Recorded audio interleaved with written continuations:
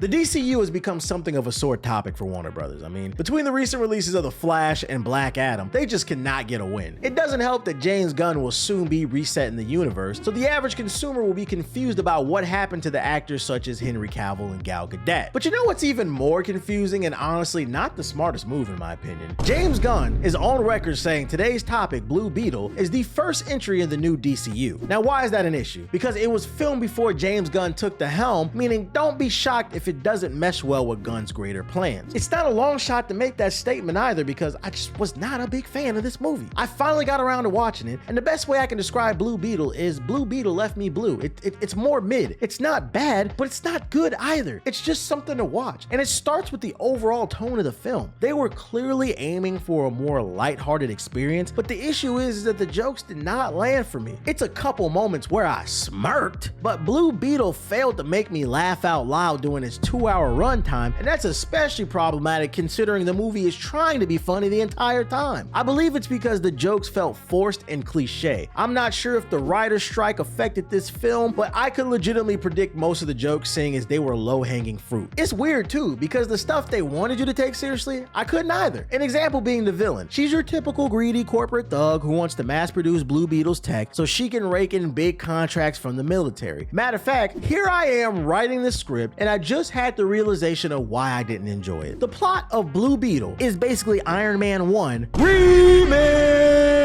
The difference is Tony invented the suit and Blue Beetle was in the right place at the right time. Either way, both plots involve greedy people trying to clone the suits for personal gain. Even the final fight is similar to Iron Man 1. He just fights another super suit. This is crazy, this is crazy, this is crazy, this is crazy. It's not all bad. There were some redeeming things about this movie. The emphasis on family was cool. They didn't just use them just for jokes or family bonding. Each family member got a moment to shine, and it was cool to see a character use that to draw power. I even smirked at the Vicks Vapor Rub joke. There's a moment where Blue Beetle was knocked out and the family wakes him up with some Vicks. I'm black, not Mexican, but I got the joke because black folks use Vicks for everything too. Once again, though, I ain't laugh. I was just like, that's cool. Got some cultural relevance there. I guess I can appreciate that. The actor who plays Blue Beetle looks great in the suit. The way they animated his energy blasts and the swords are awesome. It felt like a lot of the movie's budget went specifically into making sure he looks good in the suit because simple stuff in this movie just looks bad. His family basically lives in the hood and you can see the skyscrapers of downtown in the distance. The problem is you could practically see the blue or green screen, whatever they use, you can see it in the background. A full real set would have looked so much better than them trying to animate everything in. And the way he looks in the suit looks great, but the fight scenes left something to be desired too. There wasn't much cool choreography or spectacle. It was all pretty much just straightforward brawling with a little bit of lasers mixed in there. I also find it fascinating that this guy has this sentient alien tech on his back that he talks to, but he never once asked how to improve his fighting or the history of said device. I don't know, maybe because I'm a geek, but if I got a new top of the line computer that can talk, I want to know everything about it. This man asked no questions, just vibes, and it was just kind of hard to root for him. It was so bad that it felt like some of the actors didn't even take it seriously. There were moments where the villain looked like she just wanted to laugh because she knew the movie was so bad. There was no conviction in her performance. Even the way she goes out was lame. Normally, I have jokes and like clever writing for my videos. The lack thereof in this one should tell you how uninspired Blue Beetle left me. And it sucks too because I really wanted to like this. I'm all for representation. I feel bad for the Hispanic community. DC, they dropped the ball. I seriously don't know what to say about this movie other than don't watch it. It's not worth wasting the 2 hours of your life. At least with The Flash, they had some cool like multiverse stuff that you could poke at in conversation. With Blue Beetle, it's just a generic superhero origin tale that remixed the story of Iron Man 1. But hey, I'm just saying. Now, if you made it this far into the video, I want to thank you. Clearly you enjoyed the content, so please be sure to hit the like button and subscribe if you're new. This channel is all about giving hot takes on the latest pop culture, so why not subscribe for more? Now, honestly, I raced through writing the script for this Blue Beetle video because it left me disappointed and uninspired, but lucky for you, I recently released a video on this movie about the racing video game Gran Turismo, and surprisingly, it was good. Click the card on the screen and find out why Gran Turismo might be one of the biggest sleeper movies of 2023.